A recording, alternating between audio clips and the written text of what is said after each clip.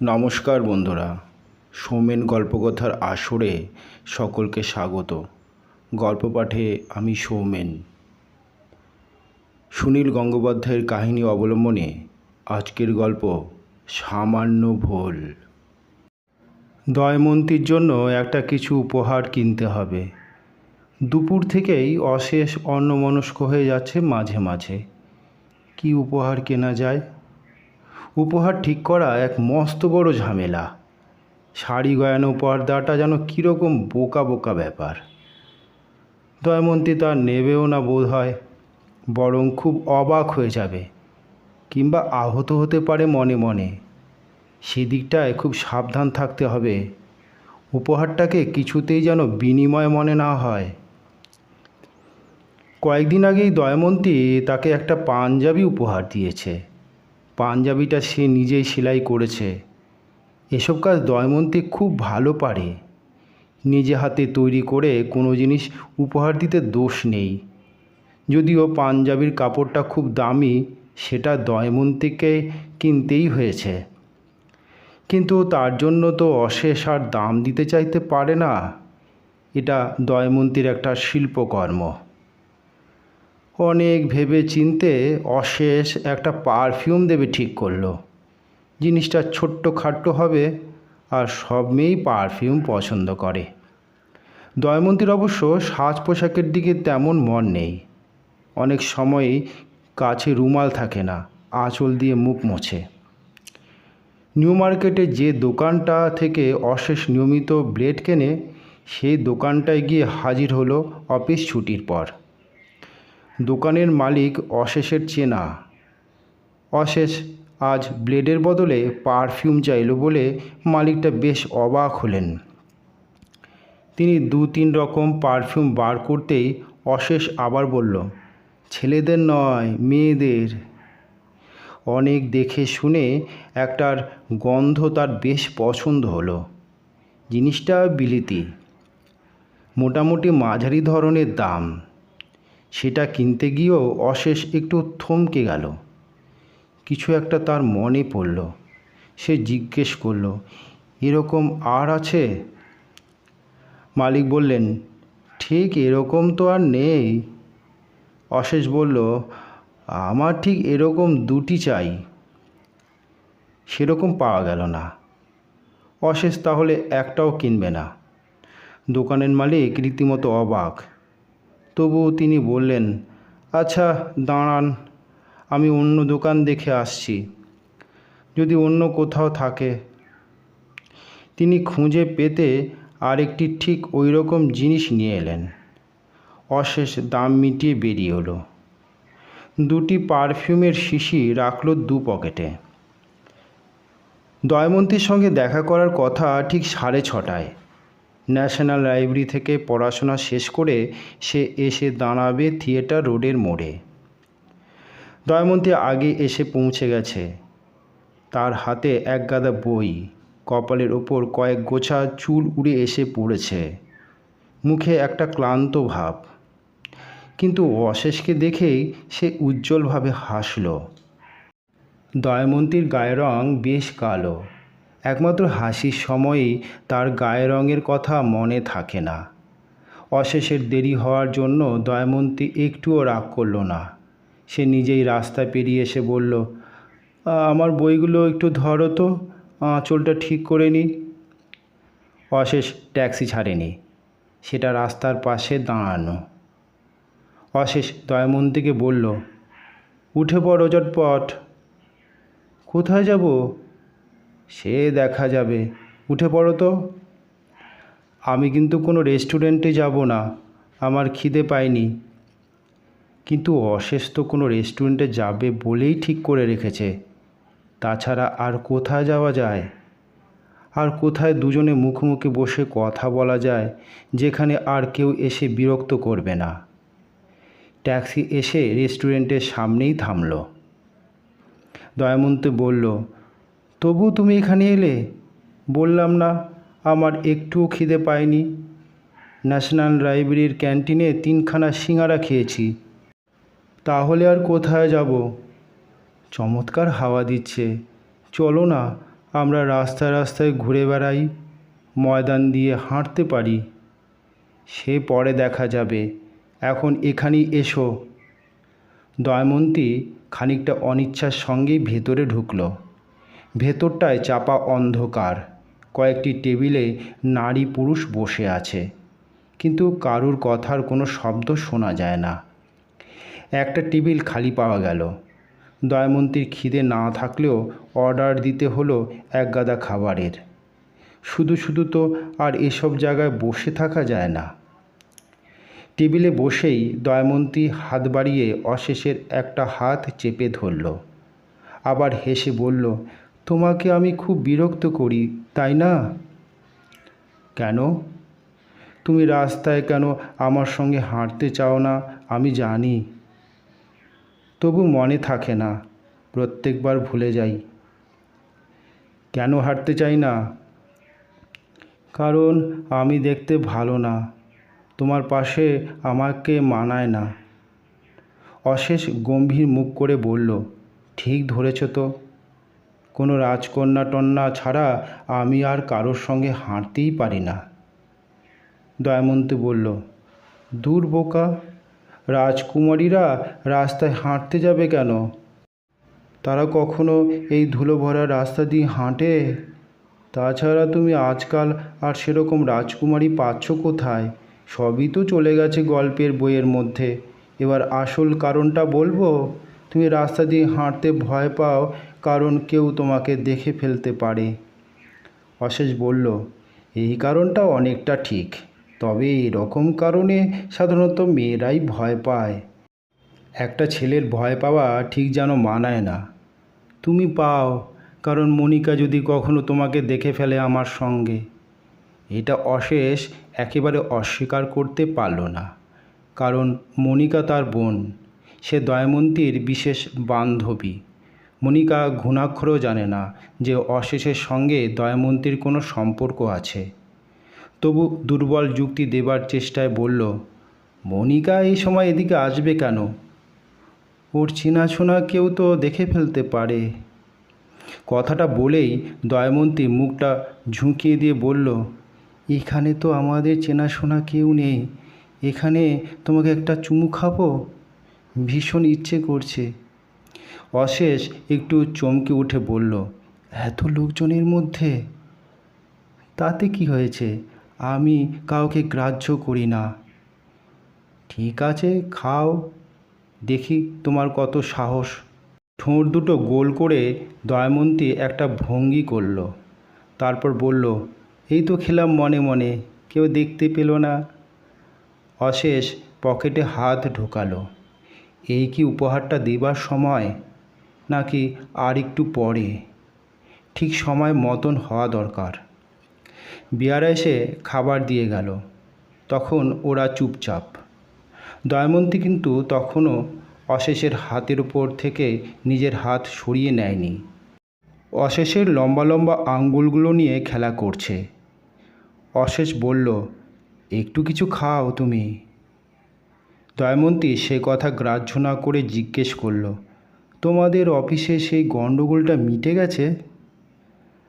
না, ঠিক মেটেনি, সহজে মিটবেও না। আমি তোমাদের মালিককে গিয়ে একদিন বলবো কেন এরকম অসভ্য ব্যবহার করছেন। অশেষ হেসে উঠল।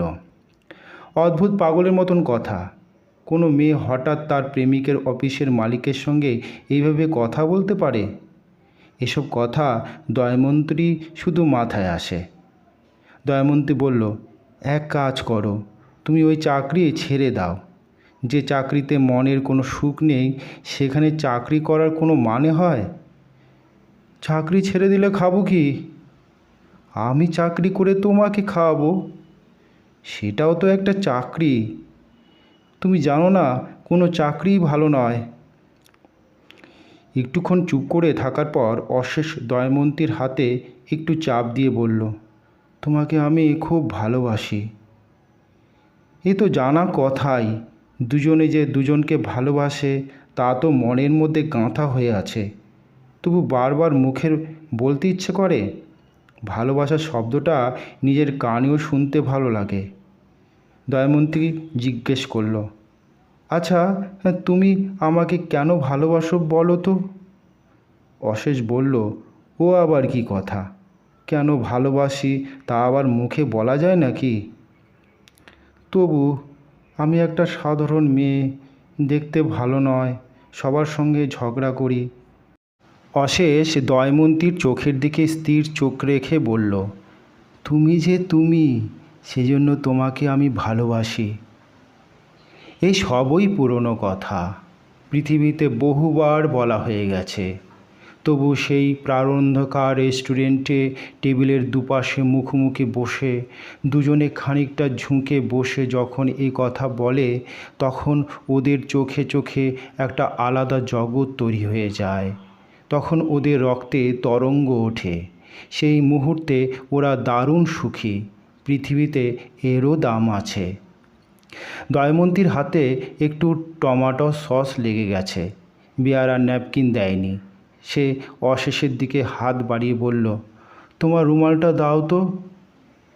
রুমালের জন্য পকেটে হাত দিয়ে অশেষ ভাবল, এইটাই সেই মুহূর্ত। প্রথমে সে রুমালটি বার করে দিল। দময়ন্তীর হাত ও মুখ মোছা হয়ে যাবার পর সে ছোট্ট কাগজের বাক্সটা বার করল। লাজুকভাবে বলল, তোমার জন্য একটা জিনিস এনেছি। দময়ন্তী বেশ অবাক। সেটা নিতে নিতে জিজ্ঞেস করল, এটা কি? সেন্ট? কোথায় পেলে? এ তো দারুণ দামি জিনিস। অশেষের মাথায় চট করে একটা মিথ্যে কথা এসে গেল। তার এক বন্ধু জাহাজে কাজ করে। সে তো বলতেই পারে যে তার বন্ধু জাহাজ থেকে এনে দিয়েছে, তাহলে ব্যাপারটা খুব সহজ দেখায়। কিন্তু কথাটা বলতে গিয়েও অশেষ থেমে গেল। এরকম আনন্দের মুহূর্তে সে কেন মিথ্যে কথা বলবে? যত নিরীহ হোক, তবুও তো মিথ্যে।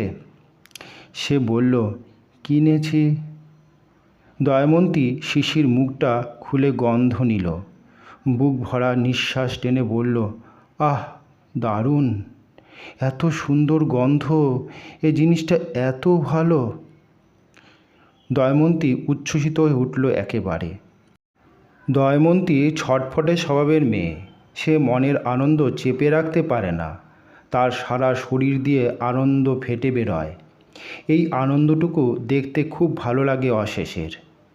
বাঁ হাতের কবজিতে খানিকটা পারফিউম লাগিয়ে বারবার শুঁকতে লাগলো দময়ন্তী। তারপর জিজ্ঞেস করল, তুমি এটা কবে কিনলে? আজ? হ্যাঁ, কেন? তুমি একটা দোকানে গিয়ে মেয়েদের পারফিউম চাইলে, শুধু আমার কথা ভেবে? আমি বিশ্বাসই করতে পারছি না। কেন, আমি একটা ছোটোখাটো জিনিস কিনতে পারি না বুঝি? তবু শুধু আমারই জন্য, শুধু আমার কথা ভেবে আমার এত আনন্দ হচ্ছে। অবশ্য ব্যাপারটা পুরোপুরি সত্যি নয়। প্রথমে দময়ন্তীর কথা ভেবেই পারফিউমটা কিনতে গিয়েছিল অশেষ। তারপর তার মনে পড়েছিল মনিকার কথা। মনিকা তার ছোট বোন, একমাত্র বোন। মনিকার সঙ্গে একসময় দারুণ ভাব ছিল দময়ন্তীর। কী একটা কারণে এখন দারুণ ঝগড়া হয়ে গেছে। ঝগড়ার কারণটা দময়ন্তী কোনো দিন মুখ ফুটে বলে না। মনিকার কাছেও জিজ্ঞেস করা যায় না। এখন দুজনে মুখ দেখাদেখি প্রায় বন্ধ। অথচ অশেষ সে দুজনকেই ভালোবাসে। প্রেমিকা আর বোন, এই দুজনকে ভালোবাসা দুরকম, কিন্তু দুটোই তো খুব তীব্র। মনিকাও তার দাদাকে ভালোবাসে অন্ধের মতন। দাদার কাছে সে কোনো কথাই লুকোয় না, একমাত্র দময়ন্তীর সঙ্গে তার ঝগড়ার কারণটা ছাড়া। অশেষও মনিকার কাছে কিছুই লুকোয়নি, একমাত্র এই দময়ন্তীকে ভালোবাসার কথাটা ছাড়া। দময়ন্তীর জন্য পারফিউমটা কিনতে গিয়ে অশেষ তাই মনিকার জন্যও একটা কিনেছিল। দুজনকেই সে ভালোবাসে, তাই দুজনকে একই উপহার দেবে। মনিকা আর দময়ন্তীর মধ্যে ভাব থাকলে এ কথাটা দময়ন্তীকে এখনই বলে দিত অশেষ। কিন্তু এখন বলে ফেললে হয়তো দময়ন্তীর আনন্দটা একটু কমে যাবে। তবে অশেষের ধারণা, মেয়েলি ঝগড়া বেশি দিন টেকে না। আবার হঠাৎ মনিকার সঙ্গে দময়ন্তীর একদিন ভাব হয়ে যাবে ঠিকই। এর মধ্যে আর মাথা গুলিয়ে লাভ নেই, কিছুটা সময় কেটে যাক বরং। দময়ন্তী বলল, আমার এত ভালো লাগছে, আমার কি ইচ্ছে করছে জানো? ইচ্ছে করছে তোমাকে খুব আদর করতে, কোথাও পাশাপাশি শুয়ে আদরে আদরে তোমাকে পাগল করে দেব। অশেষের কান দুটো একটু গরম হয়ে এলো। এসব কথা সাধারণত মেয়েরা বলে না, ছেলেরাই বলে। কিন্তু দময়ন্তীর মুখে কোনো আগুল নেই, সে লজ্জা পায় না। গৌতম সান্যালের ফাঁকা ফ্ল্যাটে একদিন সে আর দময়ন্তী সত্যিই শুয়েছিল। সেদিন দময়ন্তী একটুও লজ্জা পায়নি। সে বলেছিল, সেই জিনিসটা খুব স্বাস্থ্যকর জিনিস। শরীর মন কীরকম হালকা ঝরঝরে হয়ে যায়। কেন আমরা প্রায় এত কাছাকাছি আসি না? এসব কথার জন্য দময়ন্তীকে মোটেই নির্লজ্জ বলা চলে না। তার ব্যবহারে একটা অস্বাভাবিক সরলতা আছে। কোনো রকম ন্যাকামি সে পছন্দ করে না। দময়ন্তী বলল, আমি তো আর কিছুই চাই না। আমি তোমাকে বিয়ে করতে চাই না, তোমার জীবনে ভাগ বসাতে চাই না, শুধু তোমাকে একটু আদর করতে আর আদর পেতে চাই। কেন বিয়ে করতে চাও না? আমি কি এতই অযোগ্য? আমাকে বিয়ে করলে তুমি অসুখী হবে। তোমার বোন আমাকে দু চোখে দেখতে পারে না। আমরা ব্রাহ্মণ নই বলে তোমার মাও আমাকে পছন্দ করবেন না। আমি তবে সেখানে গিয়ে কী করব? আমরা যদি আলাদা বাড়ি নিয়ে থাকি, তাহলে তোমাদের সংসার ভেঙে যাবে। আমি কেন সেরকম স্বার্থপরের মতন কাজ করব? ভালোবাসা তো মানুষকে স্বার্থপর করে না। কিন্তু আমি যে তোমাকে চাই দময়ন্তী, আমিও তোমাকে চাই, তা বলে আমি স্বার্থপর হতে চাই না। আমি জানি তুমি আলাদা হয়ে থাকতে পারবে না। কেউ কেউ পারে, সবাই পারে না। তোমার মা বাবা ভাই বোনকে ছেড়ে থাকতে তুমি সবসময় কষ্ট পাবে মনে মনে। সেই জন্যই তো বললাম, আমি কিছুই চাই না, শুধু আমাকে একটু ভালোবাসতে দেবে তো? অশেষ আর কিছু বলল না। এখন আর কথা বাড়িয়ে লাভ নেই। মনিকার সঙ্গে দময়ন্তীর ঝগড়া একদিন না একদিন মিটে যাবেই।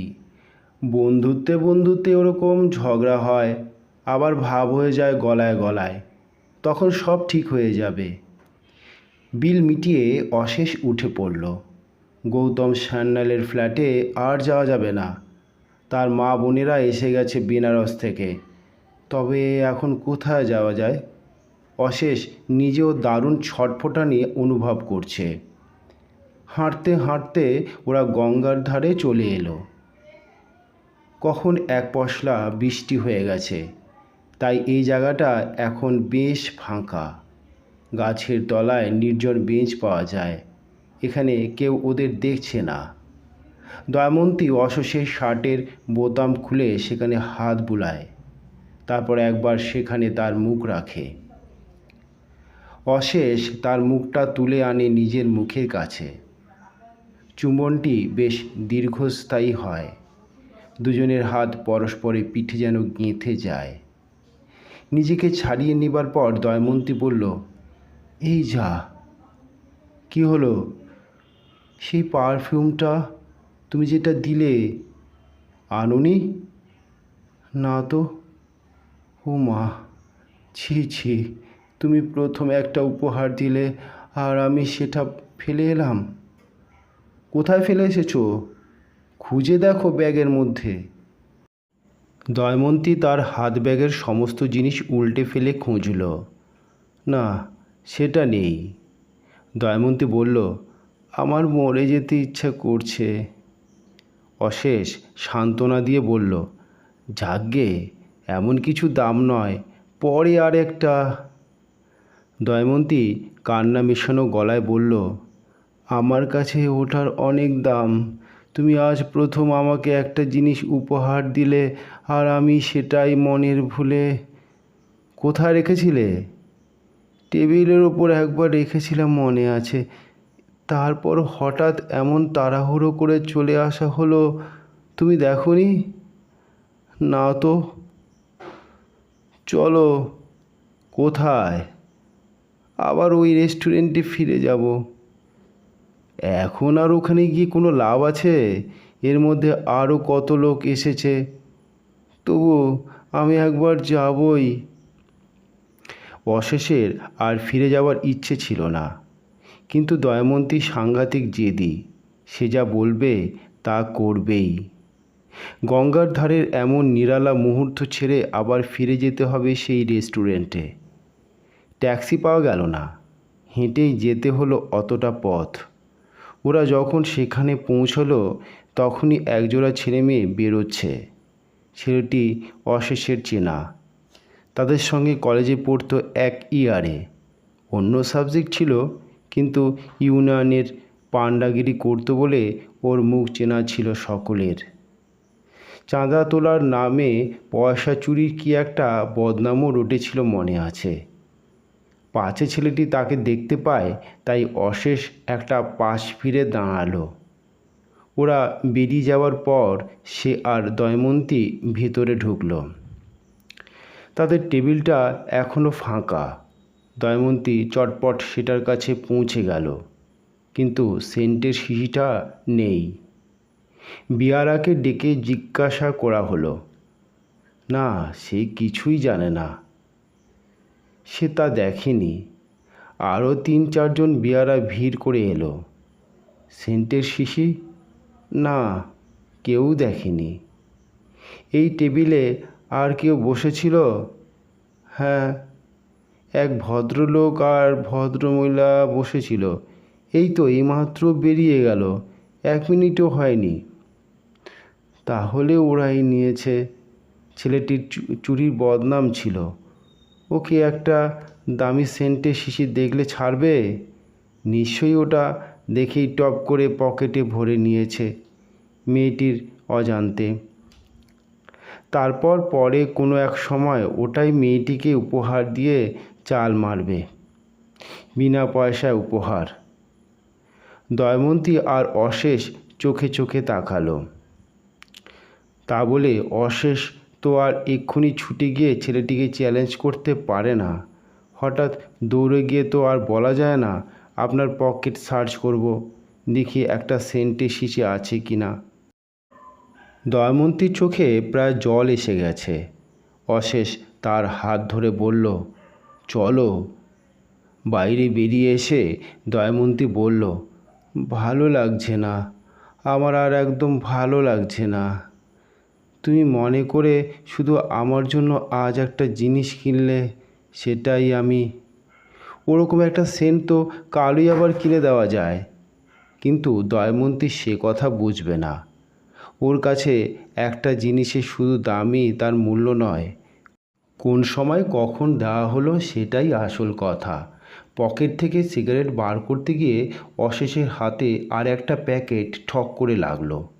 সে চমকে উঠে দময়ন্তীর দিকে তাকালো। দময়ন্তী কিছু টের পায়নি তো? সেও তো কম নির্বোধ নয়।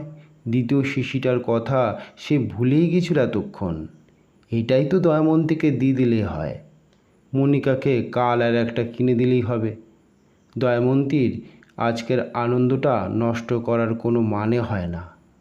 ইস, গঙ্গার ধারেই এ কথাটা কেন যেন মনে পড়েনি। তাহলে আর এত দূর আসতে হতো না। সে মিষ্টি হেসে বলল, তোমার যা ভুলো মন, মাঝে মাঝে তোমার শাস্তি পাওয়াই উচিত। দময়ন্তী বলল, আমার মরে যেতে ইচ্ছে করছে। থাক, আর মরতে হবে না। পকেট থেকে দ্বিতীয় শিশিটা বার করে বলল, এটা কি? দময়ন্তী স্তম্ভিত হয়ে গেল। নিজের চোখে বিশ্বাস করতে পারছে না। সে জিনিসটার আশা একদম ছেড়ে দিয়েছিল। তুমি এটা লুকিয়ে রেখেছিলে? লুকিয়ে রাখবো কেন? তুমি ভুল করে টেবিলে ফেলে যাচ্ছিলে, তাই দেখে আমি পকেটে ভরে নিলাম। তুমি কি অসভ্য! এতক্ষণ সে কথা বলনি, শুধু শুধু আমাকে। বললাম না, তোমার শাস্তি পাওয়া দরকার। তাছাড়া আমি সামান্য একটা জিনিস উপহার দিয়েছি, সেটার জন্য যে তোমার এতটা আগ্রহ, সেটা দেখতেও আমার খুব ভালো লাগছিল। এই সময় সাদা কোট পরা একজন লোক হন্তদন্ত হয়ে এগিয়ে এলো ওদের দিকে। লোকটি এখানকার স্টিওয়ার্ড। সে বলল, স্যার, আপনারা কি এক শিশি পারফিউম ফেলে গিয়েছিলেন? বেয়ারারা মেরে দিতে পারে বলে সেটা আমার কাছে রেখেছিলাম। ওরা আমাকে এইমাত্র বলল। লোকটা কোটের পকেট থেকে শিশিটা বার করে অশেষের হাতে দিয়ে আবার চলে গেল। দময়ন্তী বিহ্বলভাবে তাকালো অশেষের দিকে। ও অশেষ আর কি বলবে, সব কথা এখন বুঝিয়ে বলা যাবে না। তাই সে চালাক সাজার চেষ্টা করে বলল, ম্যাজিক। ম্যাজিকের চোটে আমি একটা শিশিকে দুটো বানিয়ে ফেললাম। দেখলে তো আমার ক্ষমতা। দময়ন্তী হাসল না। তার মুখখানা ম্লান হয়ে গেছে। তার অপার সরলতা দিয়েও এই রহস্যের মর্ম বুঝতে পারল না। নমস্কার, গল্পটি এখানেই শেষ করলাম। পরে গল্পটি পেতে লাইক, কমেন্ট, শেয়ার ও সাবস্ক্রাইব করতে ভুলবেন না।